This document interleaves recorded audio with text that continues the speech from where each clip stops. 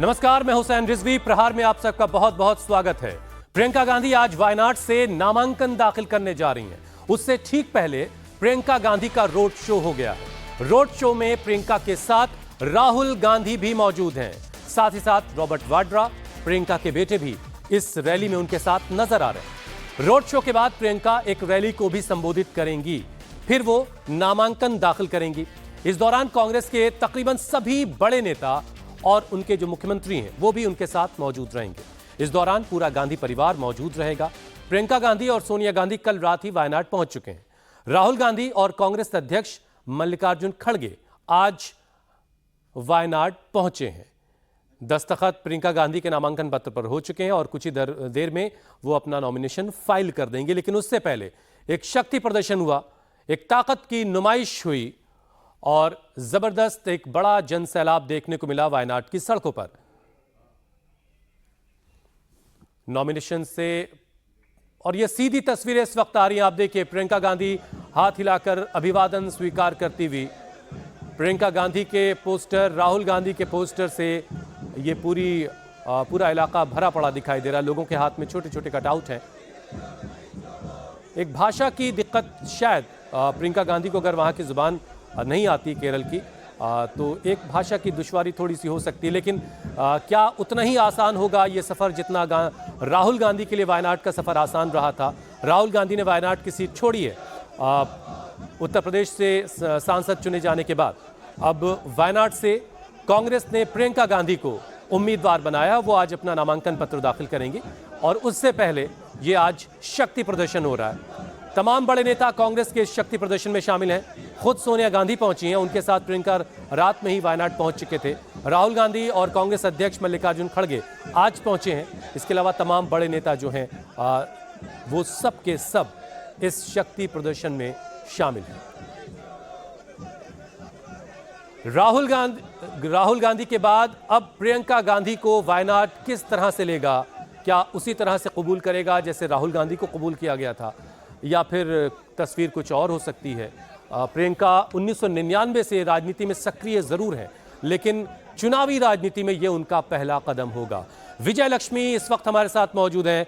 विजय लक्ष्मी, ये सफर जो है सक्रिय राजनीति के बाद अब चुनावी राजनीति का खुद कंटेस्ट करने का शुरू करने जा रही हैं प्रियंका गांधी। तो जैसे राहुल गांधी के लिए वायनाड का सफर रहा था, क्या वैसा ही होगा या कुछ चुनौतियां देख रही हैं आप प्रियंका के लिए?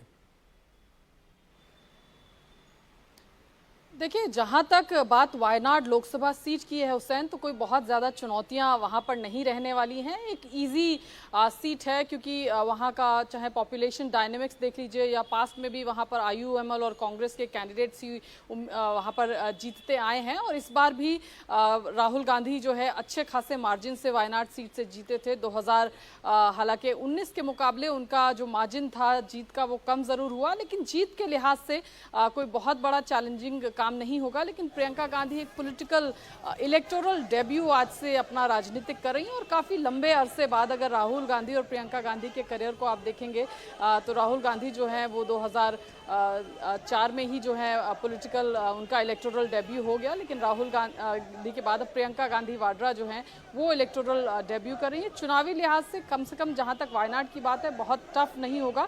लेकिन जहां तक बात एक लार्जर पर्सपेक्टिव की, क्योंकि गांधी परिवार की अगर आप कांग्रेस पार्टी की राजनीति को देखें तो फर्स्ट फैमिली एक तरीके से कहा जाता है। वहां पर जिस तरह से कांग्रेस पार्टी स्ट्रगल कर रही है, हालांकि 2024 के लोकसभा चुनावों में भले ही कांग्रेस पार्टी ना जीत पाई हो, लेकिन प्रदर्शन पहले से ज़रूर सुधरा। लेकिन उसके बावजूद 2 चुनावों के बावजूद लगातार तीसरे चुनाव में भी लोकसभा चुनाव के मद्देनज़र कांग्रेस पार्टी का प्रदर्शन बहुत ज़्यादा अच्छा नहीं रहा। तो ऐसे में एक ऐसे दौर में प्रियंका गांधी वाड्रा राजनीति में आएंगी जब कांग्रेस पार्टी संघर्ष कर रही है। हरियाणा का विधानसभा चुनाव अभी कांग्रेस पार्टी ने हारा, और इसके अलावा पिछले विधानसभा चुनावों को भी अगर देखें तो बहुत ज़्यादा अच्छा रिकॉर्ड कांग्रेस पार्टी का नहीं है। तो इलेक्टोरल पॉलिटिक्स की जहाँ तक बात करें, क्योंकि प्रियंका गांधी वाड्रा का कनेक्ट अच्छा है, अच्छी वक्ता वो मानी जाती हैं और ऐसा माना जाता है कि मासेस के साथ कनेक्ट वो विजय लक्ष्मी से कर लेती हैं। यूपी में बहुत सक्रिय भी रही, चाहे फिर आपने जैसा विजय लक्ष्मी बताया कि वो अच्छी वक्ता है। देखिए, वायनाड तो शुभ है कांग्रेस के लिए। राहुल गांधी भी जीते थे, अब उन्होंने सीट खाली की तो प्रियंका वहां से लड़ रही हैं। भाषा की कोई दुश्वारी हो सकती है क्या वहां पर? भाषा की एक तरह की लड़ाई होती है या फिर अंग्रेजी से काम चल जाएगा? देखिए, अंग्रेजी से काम तो चल जाएगा, लेकिन फिर भी भाषा का आना बेहद ज़रूरी है। अगर आपको याद हो तो राहुल गांधी की एक रैली में दक्षिण भारत के एक नेता ने उनकी जब आलोचना हो रही थी तो ट्रांसलेशन कुछ और ही कर दिया था। तो अगर नेता को उस राज्य की भाषा आती हो, मलयाली केरल की भाषा है जो वहाँ बोली जाती है, तो वो और नेता का काम जो है और आसान कर देती है। बहरहाल क्योंकि अंग्रेज़ी भी अच्छी खासी बोली जाती है, लिटरेसी रेट सबसे हाईएस्ट है केरला का, तो दिक्कतें तो ज़रूर होंगी। जो एक अगर आप उस भाषा को बोलने वाले राज्य में हैं तो जितनी सहजता से आप लोगों को आउटरीच कर लेते हैं, उतनी सहजता से आप अगर भाषा नहीं जानते हैं तो नहीं कर पाए। लेकिन राहुल गांधी भी वहाँ से राजनीति वो कर ही रहे हैं, 5 साल वहाँ से सांसद रहे और मार्जिन भी उनकी जीत का अच्छा रहा। तो जो पॉलिटिकल डायनेमिक्स हैं, चाहे कास्ट के डायनेमिक्स कह लीजिए, चाहे धर्म के डायनेमिक्स कह लीजिए, और जिस तरह की राजनीति केरल में होती आई है, उसके लिहाज से कोई बहुत ज़्यादा चैलेंजिंग काम नहीं होगा। लेकिन जिस तरह से राहुल गांधी भी सीखने की कोशिश कर रहे थे मलयाली, तो अब देखते हैं कि प्रियंका गांधी भी क्या मलयाली सीखने की कोशिश करेंगी। एक बार सांसद बनने के बाद शायद वो भी इस तरह का प्रयास करें कि भाषा को सीखें, ताकि सहजता से अपने इलेक्टोरेट, अगर वो जीत करके पार्लियामेंट पहुंचती हैं तो सहजता से अपने इलेक्टोरेट को रीच आउट कर पाएं। तो बिल्कुल मलयालम ज़बान जो है, जो भाषा है वहाँ की, वो लोकल लैंग्वेज अगर वो भी आती तो और बेहतर होता। लेकिन जैसा कि विजय लक्ष्मी हमें बता रहे कि कोई बहुत बड़ी मुश्किल वहाँ पर चुनौती उनके सामने नहीं है, जितनी आसानी से राहुल गांधी ने वहाँ का चुनाव जीता था। और ये जो भीड़ हम देख रहे हैं इस वक्त विजय लक्ष्मी, ये भीड़ भी कुछ वैसा इशारा कर रही, जैसी आप बातें कह रही कि कुछ बहुत कोई बड़ी चुनौती उनके सामने नहीं होने वाली है। देखिए हुसैन, कांग्रेस पार्टी के लिए ये एक इलेक्टोरल डेब्यू प्रियंका गांधी वाड्रा का एक शो ऑफ स्ट्रेंथ भी है। और ख़ास तौर से जिस तरह से प्रियंका गांधी वाड्रा का स्टेचर है, कांग्रेस की इंटरनल पॉलिटिक्स की हम बात करें तो पूरा show off strength Congress party, और एक इस तरह का भी था कि कांग्रेस पार्टी चाहती थी कि उत्तर भारत में राहुल गांधी और दक्षिण भारत में प्रियंका गांधी पार्टी की कमान संभालें, ताकि बैलेंस उत्तर और दक्षिण भारत का बना रहे। दक्षिण भारत में कांग्रेस का परफॉर्मेंस उत्तर से अगर आप देखें तो अच्छा रहा है। पिछले कुछ दशकों की राजनीति को अगर देखें तो वो बैलेंस बनाने की भी कोशिश कहीं ना कहीं कांग्रेस पार्टी कर रही है। और आज जो भीड़ आप देख रहे हैं वो कांग्रेस का शक्ति प्रदर्शन भी है, चाहे फिर कार्यकर्ताओं को मोबिलाइज करने की बात हो या फिर कांग्रेस के हुज हू वहाँ पर आपको दिख रहे हैं। राहुल गांधी वहाँ पर आपको दिख रहे हैं, कांग्रेस पार्टी की पूर्व अध्यक्षा और सीपीपी चेयरपर्सन सोनिया गांधी हैं। हालांकि वो ट्रक पर नहीं चल रही हैं, ट्रक पर सिर्फ प्रियंका गांधी वाड्रा हैं, राहुल गांधी हैं उनके साथ, और प्रियंका गांधी वाड्रा के पति रॉबर्ट वाड्रा उसमें उनके साथ चलते हुए दे रहे हैं। साथ में कांग्रेस के तमाम जो कार्यकर्ता हैं, क्योंकि road show Kalpetta bus stand से शुरू हुआ है और कलेक्ट्रेट में जाकर के ये रोड शो खत्म होगा। 12:30 का समय है जब प्रियंका गांधी वाड्रा अपना नॉमिनेशन फाइल करेंगी। इस बीच कालपेटा में ही एक जगह पर उनका भाषण भी होगा। अब देखना होगा कि अपने इलेक्टोरल डेब्यू से पहले किस तरह की बात प्रियंका गांधी वाड्रा अपने भाषण में कहती हैं। इससे पहले हमने उनके तमाम भाषण सुने हैं, लेकिन तब सुने हैं जब वो किसी और के लिए वोट जनता से मांग रही थी या अपील कर रही थी। लेकिन पहली बार होगा कि प्रियंका गांधी वाड्रा खुद अपने लिए वोट जो है वो जनता से मांगेंगी, तो उनके भाषण से भी एक क्लैरिटी आएगी कि किस तरह की परिपाटी वो अपने लिए तय करेंगी आगे चुनावी राजनीति में आने के लिए। तो एक शो ऑफ स्ट्रेंथ है। और जो आप रेला वहां पर लोगों का देख रहे हैं, हुजूम एक देख रहे हैं, काफी संख्या में कांग्रेस पार्टी के समर्थक जो हैं वहां पर पहुंचे हुए हैं। और इसके अलावा कांग्रेस के तमाम नेता, चाहे चीफ मिनिस्टर, कांग्रेस रूल तमाम चीफ मिनिस्टर्स हुसैन वहां पर हैं, मल्लिकार्जुन खड़गे वहां पर हैं, राहुल गांधी, सोनिया गांधी वहां पर हैं। इसके अलावा कांग्रेस पार्टी के तमाम जो बड़े नेता हैं, वरिष्ठ नेता हैं, चाहे वो महासचिव हो या अन्य बड़े नेता हैं, वो भी वहां पर मौजूद है। तो एक शो ऑफ स्ट्रेंथ कांग्रेस के नेताओं की तरफ से भी, और शो ऑफ स्ट्रेंथ जिस तरह से गैल्वनाइज एक तरीके से क्राउड को, या जब भीड़ वहां पर देखने को मिल रही है जो प्रियंका गांधी को वहां पर देखने या सुनने के लिए पहुंचेगी। और साथ ही कांग्रेस पार्टी चाहती है कि मार्जिन जो है वो बढ़े, और इसके लिए उनके कार्यकर्ताओं से अगर आप बात करेंगे तो बार बार वो यही कहते हैं कि जीत हमारे लिए बड़ा विषय नहीं है। हम जानते हैं कि प्रियंका मार्जिन बढ़ाना उनके लिए विषय है, लेकिन हम चाहते हैं कि वो तमाम पिछले रिकॉर्ड्स को तोड़ करके जिस शो ऑफ स्ट्रेंथ की आप बात कर रही हैं विजय लक्ष्मी, कल जब प्रियंका गांधी और सोनिया गांधी पहुंची वहां पर वायनाड में, तो एक तस्वीर उसके बाद से बड़ी वायरल हो रही थी, जिसमें एक बुजुर्ग लेडी जो है प्रियंका गांधी को गले लगा करके उन्हें मुबारकबाद भी दे रही हैं और उनको रिसीव भी कर रही हैं। उन तस्वीरों के बारे में भी ज़रा बताइए, क्योंकि उसे भी कुछ लोग शो ऑफ स्ट्रेंथ के तौर पर ही पेश कर रहे हैं।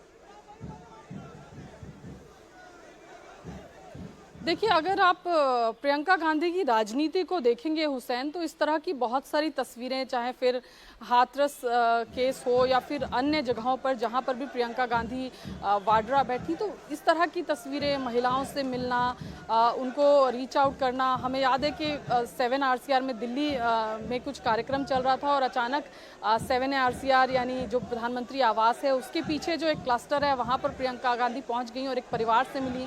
फिर पता चला परिवार राजीव गांधी के समय से वो जुड़ी हुई हैं, उस परिवार से, उनके परिवार के लिए काम वो परिवार करता था। तो इस तरह की तस्वीरें आप देखेंगे, एक सेंसिटिव, एक ह्यूमन टच वाली पिक्चर्स आपको बहुत दिखेंगी, जहां पर प्रियंका गांधी वाड्रा महिलाओं से या बुजुर्गों से या एक जो ह्यूमन इमोशंस को टच करती हुई तस्वीर जो है वो आपको उनकी दिखेगी। अब देखना होगा जब पार्लियामेंट में हुसैन प्रियंका गांधी वाड्रा पहुंचेंगी तो अच्छी वक्ता हैं, तो जाहिर तौर पर लोकसभा में एक तरफ राहुल गांधी होंगे तो दूसरी तरफ प्रियंका गांधी वाड्रा होंगी। और कांग्रेस पार्टी का एक बड़ा ड्रॉबैक ये भी है कि अच्छे वक्ता और खासतौर से हिंदी के अच्छे वक्ता कांग्रेस पार्टी के पास नहीं है। और इसलिए आप देखें तो कई बार कांग्रेस पार्टी जब डिबेट्स होती हैं तो उतनी अच्छे वक्ता अंग्रेजी के ज़रूर हैं लेकिन हिंदी के अच्छे वक्ता कम हैं, तो इसलिए कई बार आपको लगता है कि वो डिबेट थोड़ी कमज़ोर सी लगती है। तो ऐसे में जब प्रियंका गांधी वाड्रा पहुंचेंगी लोकसभा, क्योंकि अच्छी वक्ता है हिंदी की, तो शायद उस फ्रंट पर भी कांग्रेस पार्टी जो है थोड़ी मजबूत, थोड़ी बेहतर होगी, थोड़ी मजबूत होगी। लेकिन लेकिन विजय लक्ष्मी, जिस ह्यूमन टच की आप बात कर रही हैं, पीपल कनेक्ट की बात कर रही हैं, प्रियंका लंबे वक्त से कनेक्टेड हैं। 1999 से वो सक्रिय राजनीति में आ गई थी, लेकिन अपने भाई के मुकाबले इलेक्टोरल पॉलिटिक्स में आने में 20 बरसों का अंतर है। 20 बरस बाद 2004 में राहुल गांधी पहली बार इलेक्टोरल पॉलिटिक्स में आए और अब 2024 में प्रियंका आ रही, जबकि बहुत लंबे वक्त से मांग होती रही। इतना लंबा गैप क्यों हुआ, क्या वजह रही, अभी आप क्या इस पर एनालाइज कर पाई आज तक?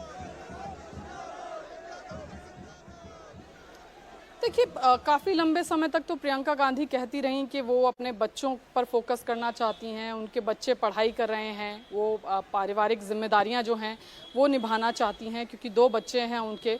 और एक माँ होने के नाते कई बार उनसे जब पूछा गया तो उन्होंने ये कहा कि फैमिली फ्रंट पर कुछ जिम्मेदारियां हैं और वो साइड लाइन में एक रोल निभाती रहीं, कभी अपनी माँ के लिए तो कभी अपने भाई के लिए कैंपेनिंग करती नजर आई। तो कभी उनका काम जो है अमेठी और रायबरेली की इन 2 कॉन्स्टिट्यूएंसीज में जो पर्दे के पीछे का काम होता है वो प्रियंका गांधी वाड्रा भी करती हुई नजर आई। लेकिन अक्सर ये भी कहा जाता है कि कोई कंपटीशन ना हो जाए, पावर सेंटर्स बहुत ज़्यादा ना बन जाएं कांग्रेस के भीतर में।